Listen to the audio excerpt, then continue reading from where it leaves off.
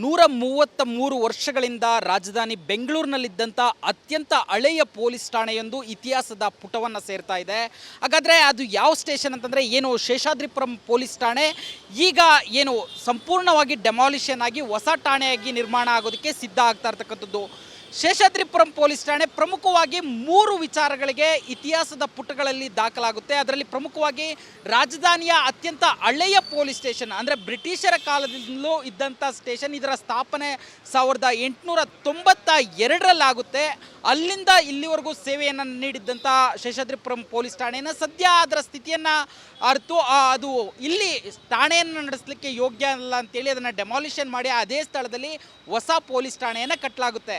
1892ರಲ್ಲಿ K Seshadri ಅಯ್ಯರವರ ನೆನಪಿಗೆ ಶೇಷಾದ್ರಿಪುರಂನಲ್ಲಿ ಸ್ಥಾಪನೆ ಆಗುವಂಥ ಪೊಲೀಸ್ ಠಾಣೆ ಈ ರಾಜ್ಯದ ಇತಿಹಾಸದಲ್ಲಿ 3 ವಿಚಾರಗಳಿಗೆ ಪ್ರಮುಖ ಅನಿಸ್ಕೊಳ್ಳುತ್ತೆ. ಅದರಲ್ಲಿ ಪ್ರಮುಖವಾಗಿ ಮೊದಲನೇದು ಏನಂತಂದರೆ ಏನು ಇಡೀ ರಾಜ್ಯದಲ್ಲಿ ನಡೆದಂಥ ಮೊದಲ ಲಾಕಪ್ ಡೆತ್ಗೆ ಶೇಷಾದ್ರಿಪುರಂ ಪೊಲೀಸ್ ಠಾಣೆ ದಾಖಲಾಗಿರ್ತಕ್ಕಂಥದ್ದು. ಜೊತೆಗೆ ಎರಡನೇದು ಇಡೀ ರಾಜ್ಯದ ಒಬ್ಬ ಮುಖ್ಯಮಂತ್ರಿಯನ್ನು ಈ ಠಾಣೆಯಲ್ಲಿ ನಡೆದಂಥ ಒಂದು ಘಟನೆಗೆ ರಾಜೀನಾಮೆ ಕೊಡಿಸುವಂಥ ವಿಚಾರಕ್ಕಾಗಿ ಶೇಷಾದ್ರಿಪುರಂ ಪೊಲೀಸ್ ಠಾಣೆ ಇತಿಹಾಸದ ಪುಟಗಳಲ್ಲಿ ಇರ್ತಕ್ಕಂಥದ್ದು.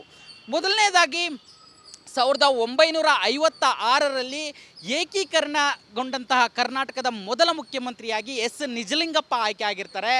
1958ರಲ್ಲಿ ಇದೇ ಶೇಷಾದ್ರಿಪುರಂ ಪೊಲೀಸ್ ಠಾಣೆಯಲ್ಲಿ ಕಳ್ಳತನದ ಕೇಸೊಂದರಲ್ಲಿ ಮುನಿಯಂಬ ಎಂಬ ಮಹಿಳೆಯನ್ನು ಕರೆದುಕೊಂಡು ಬಂದು ಇಲ್ಲಿ ಆಕೆಯನ್ನು ವಿಚಾರಣೆಗೊಳಪಡಿಸುವಂಥ ಸಂದರ್ಭದಲ್ಲಿ ಪೊಲೀಸರಿಂದ ಆಗುವಂಥ ಹಲ್ಲೆಗಳಿಂದ ಆಕೆ ಮೃತಪಡ್ತಾಳೆ. ಇದು ರಾಜ್ಯ ರಾಜಕೀಯದಲ್ಲಿ ಆಗಿನ ಕಾಲಕ್ಕೆ ದೊಡ್ಡ ಚರ್ಚಾ ವಿಷಯ ಆಗುತ್ತೆ. ಅದೇ ವೇಳೆಗೆ ರಾಜ್ಯ ರಾಜಕೀಯದಲ್ಲಿ ಒಂದಷ್ಟು ವಿಚಾರಗಳು ಮುನ್ನೆಲೆಗೆ ಬಂದಿರುತ್ತೆ. ಅದು ಬಿ ಡಿ ಜತ್ತಿ ವರ್ಸಸ್ ಹಾಗೆಯೇ ಎಸ್ ನಿಜಲಿಂಗಪ್ಪ. ಇದರಲ್ಲಿ ಯಾರು ಮುಖ್ಯಮಂತ್ರಿಯಾಗಿ ರಾಜ್ಯದಲ್ಲಿ ಮುಂದುವರಿಬೇಕು ಅನ್ನೋ ಒಂದು ರಾಜಕೀಯ ಚದುರಂಗದಾಟ ನಡೀತಾ ಇರ್ತದೆ. ಇಂಥ ಸಂದರ್ಭದಲ್ಲಿ ಈ ಒಂದು ಠಾಣೆಯಲ್ಲಿ ಮುನಿಯಮ್ಮ ಏನು ಮೃತ ಆಗ್ತಾಳೆ. ಈ ವಿಚಾರವನ್ನು ಆಗಿನ ಒಂದು ಏನು ಪ್ರಬಲವಾದಂಥ ಪಕ್ಷ ಆಗಿದ್ದಂಥ ಪ್ರಜಾ ಸೋಷಿಯಲಿಸ್ಟ್ ಪಾರ್ಟಿಯ ನಾಯಕ ಶಾಂತವೇರಿ ಗೋಪಾಲಗೌಡ ಬಹಳ ಸಾಕಷ್ಟು ಮೈಸೂರಿನಲ್ಲಿ ನಡೆದಂಥ ಒಂದು ಅಧಿವೇಶನದಲ್ಲಿ ಸಾಕಷ್ಟು ವಿರೋಧವನ್ನು ವ್ಯಕ್ತಪಡಿಸ್ತಾರೆ. ಆಗ ಗೃಹ ಮಂತ್ರಿಗಳಾಗಿದ್ದಂಥ ಏನು ಪೊಣಚ್ಚ ಅವರು ಇದನ್ನು ಸಮರ್ಥನೆ ಮಾಡಿಕೊಳ್ಳುವಲ್ಲಿ ವಿಫಲ ಆಗುತ್ತೆ. ಕೊನೆಗೆ AICCಗೆ ಈ ಬಗ್ಗೆ ಒಂದು ವಿಸ್ತೃತವಾದಂಥ ದೂರು ಹೋಗುತ್ತೆ. ಇಲ್ಲಿ ಸಾಕಷ್ಟು ಕಚ್ಚಾಟಗಳಾಗ್ತಾ ಇದ್ದಾವೆ. ರಾಜ್ಯ ಕಾಂಗ್ರೆಸ್ನಲ್ಲಿ ಸಾಕಷ್ಟು ಒಡೆದಾಟಗಳಾಗ್ತಾ ಇದ್ದಾವೆ. ಇದರಿಂದಾಗಿ ಪಕ್ಷದ ಇಮೇಜ್ಗೆ ಧಕ್ಕೆ ಆಗ್ತಾ ಇದೆ ಅನ್ನೋ ಒಂದು ವಿಚಾರ ಹೈಕಮಾಂಡ್ಗೆ ತಲುಪುತ್ತೆ. ಆಗ ಹೈಕಮಾಂಡ್ನಿಂದ ಒಂದು ಸಮಿತಿ ಬಂದು ಶಾಸಕರುಗಳ ಒಪಿನಿಯನನ್ನು ಪಡೆದುಕೊಳ್ತಾರೆ. ಆಗ ಏನು ಒಂದು ಶಾಂತವೇರಿ ಗೋಪಾಲಗೌಡರಿಗೆ ಇದ್ರ ಮಧ್ಯೆ ಒಂದು ರಾಜ್ಯಪಾಲರು ಸಂದೇಶವನ್ನು ಕೊಡ್ತಾರೆ.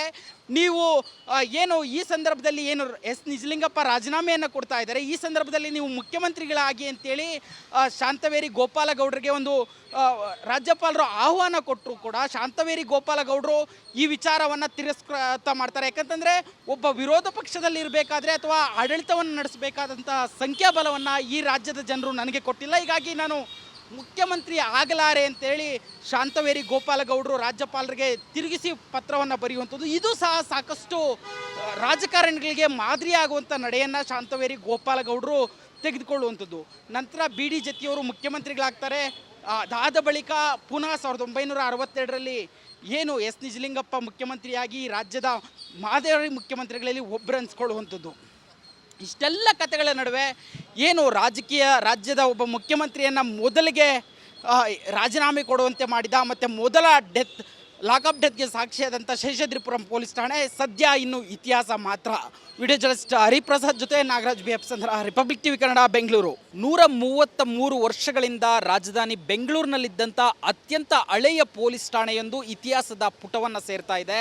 ಹಾಗಾದರೆ ಅದು ಯಾವ ಸ್ಟೇಷನ್ ಅಂತಂದರೆ ಏನು ಶೇಷಾದ್ರಿಪುರಂ ಪೊಲೀಸ್ ಠಾಣೆ ಈಗ ಏನು ಸಂಪೂರ್ಣವಾಗಿ ಡೆಮಾಲಿಷನ್ ಆಗಿ ಹೊಸ ಠಾಣೆಯಾಗಿ ನಿರ್ಮಾಣ ಆಗೋದಕ್ಕೆ ಸಿದ್ಧ ಆಗ್ತಾ ಇರ್ತಕ್ಕಂಥದ್ದು.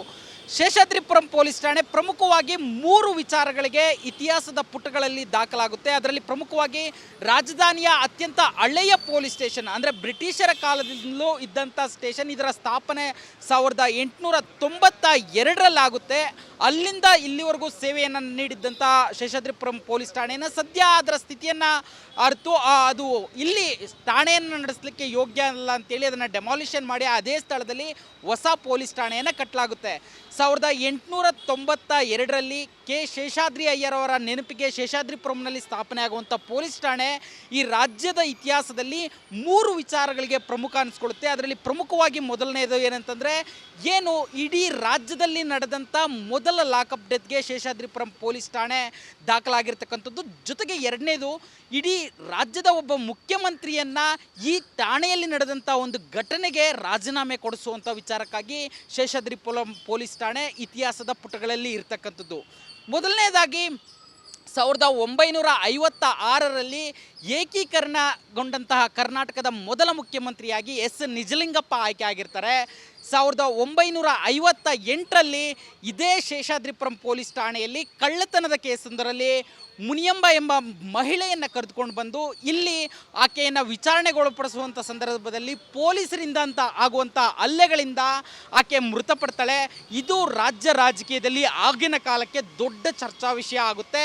ಅದೇ ವೇಳೆಗೆ ರಾಜ್ಯ ರಾಜಕೀಯದಲ್ಲಿ ಒಂದಷ್ಟು ವಿಚಾರಗಳು ಮುನ್ನೆಲೆಗೆ ಬಂದಿರುತ್ತೆ. ಅದು ಬಿ ಡಿ ಜತ್ತಿ ವರ್ಸಸ್ ಹಾಗೆಯೇ ಎಸ್ ನಿಜಲಿಂಗಪ್ಪ. ಇದರಲ್ಲಿ ಯಾರು ಮುಖ್ಯಮಂತ್ರಿಯಾಗಿ ರಾಜ್ಯದಲ್ಲಿ ಮುಂದುವರಿಬೇಕು ಅನ್ನೋ ಒಂದು ರಾಜಕೀಯ ಚದುರಂಗದಾಟ ನಡೀತಾ ಇರ್ತದೆ. ಇಂಥ ಸಂದರ್ಭದಲ್ಲಿ ಈ ಒಂದು ಠಾಣೆಯಲ್ಲಿ ಮುನಿಯಮ್ಮ ಏನು ಮೃತ ಆಗ್ತಾಳೆ, ಈ ವಿಚಾರವನ್ನು ಆಗಿನ ಒಂದು ಏನು ಪ್ರಬಲವಾದಂಥ ಪಕ್ಷ ಆಗಿದ್ದಂಥ ಪ್ರಜಾ ಸೋಷಿಯಲಿಸ್ಟ್ ಪಾರ್ಟಿಯ ನಾಯಕ ಶಾಂತವೇರಿ ಗೋಪಾಲಗೌಡ ಬಹಳ ಸಾಕಷ್ಟು ಮೈಸೂರಿನಲ್ಲಿ ನಡೆದಂಥ ಒಂದು ಅಧಿವೇಶನದಲ್ಲಿ ಸಾಕಷ್ಟು ವಿರೋಧವನ್ನು ವ್ಯಕ್ತಪಡಿಸ್ತಾರೆ. ಆಗ ಗೃಹ ಮಂತ್ರಿಗಳಾಗಿದ್ದಂತಹ ಏನು ಪೊಣಚ್ಚ ಅವರು ಇದನ್ನು ಸಮರ್ಥನೆ ಮಾಡಿಕೊಳ್ಳುವಲ್ಲಿ ವಿಫಲ ಆಗುತ್ತೆ.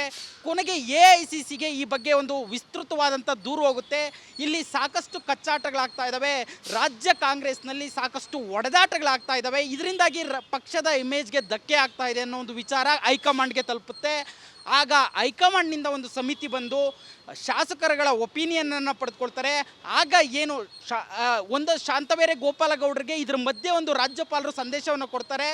ನೀವು ಏನು ಈ ಸಂದರ್ಭದಲ್ಲಿ ಏನು ಎಸ್ ನಿಜಲಿಂಗಪ್ಪ ರಾಜೀನಾಮೆಯನ್ನು ಕೊಡ್ತಾ ಇದ್ದಾರೆ, ಈ ಸಂದರ್ಭದಲ್ಲಿ ನೀವು ಮುಖ್ಯಮಂತ್ರಿಗಳಾಗಿ ಅಂತೇಳಿ ಶಾಂತವೇರಿ ಗೋಪಾಲಗೌಡರಿಗೆ ಒಂದು ರಾಜ್ಯಪಾಲರು ಆಹ್ವಾನ ಕೊಟ್ಟರು ಕೂಡ ಶಾಂತವೇರಿ ಗೋಪಾಲಗೌಡರು ಈ ವಿಚಾರವನ್ನು ತಿರಸ್ಕೃತ ಮಾಡ್ತಾರೆ. ಯಾಕಂತಂದರೆ ಒಬ್ಬ ವಿರೋಧ ಪಕ್ಷದಲ್ಲಿ ಇರಬೇಕಾದ್ರೆ ಅಥವಾ ಆಡಳಿತವನ್ನು ನಡೆಸಬೇಕಾದಂಥ ಸಂಖ್ಯಾಬಲವನ್ನು ಈ ರಾಜ್ಯದ ಜನರು ನನಗೆ ಕೊಟ್ಟಿಲ್ಲ, ಹೀಗಾಗಿ ನಾನು ಮುಖ್ಯಮಂತ್ರಿ ಆಗಲಾರೆ ಅಂತೇಳಿ ಶಾಂತವೇರಿ ಗೋಪಾಲಗೌಡರು ರಾಜ್ಯಪಾಲರಿಗೆ ತಿರುಗಿಸಿ ಪತ್ರವನ್ನು ಬರೆಯುವಂಥದ್ದು. ಇದು ಸಹ ಸಾಕಷ್ಟು ರಾಜಕಾರಣಿಗಳಿಗೆ ಮಾದರಿಯಾಗುವಂಥ ನಡೆಯನ್ನು ಶಾಂತವೇರಿ ಗೋಪಾಲಗೌಡರು ತೆಗೆದುಕೊಳ್ಳುವಂಥದ್ದು.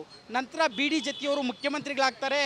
ಅದಾದ ಬಳಿಕ ಪುನಃ 1962ರಲ್ಲಿ ಏನು ಎಸ್ ನಿಜಲಿಂಗಪ್ಪ ಮುಖ್ಯಮಂತ್ರಿಯಾಗಿ ರಾಜ್ಯದ ಮಾದರಿ ಮುಖ್ಯಮಂತ್ರಿಗಳಲ್ಲಿ ಒಬ್ಬರು ಅನ್ಸ್ಕೊಳ್ಳುವಂಥದ್ದು. ಇಷ್ಟೆಲ್ಲ ಕಥೆಗಳ ನಡುವೆ ಏನು ರಾಜ್ಯದ ಒಬ್ಬ ಮುಖ್ಯಮಂತ್ರಿಯನ್ನು ಮೊದಲಿಗೆ ರಾಜೀನಾಮೆ ಕೊಡುವಂತೆ ಮಾಡಿದ ಮತ್ತು ಮೊದಲ ಲಾಕಪ್ ಡೆತ್ಗೆ ಸಾಕ್ಷಿಯಾದಂಥ ಶೇಷಾದ್ರಿಪುರಂ ಪೊಲೀಸ್ ಠಾಣೆ ಸದ್ಯ ಇನ್ನು ಇತಿಹಾಸ ಮಾತ್ರ. ವಿಡಿಯೋ ಜರ್ನಲಿಸ್ಟ್ ಹರಿಪ್ರಸಾದ್ ಜೊತೆ ನಾಗರಾಜ್ BF ಸಂದ್ರ, ರಿಪಬ್ಲಿಕ್ TV ಕನ್ನಡ, ಬೆಂಗಳೂರು.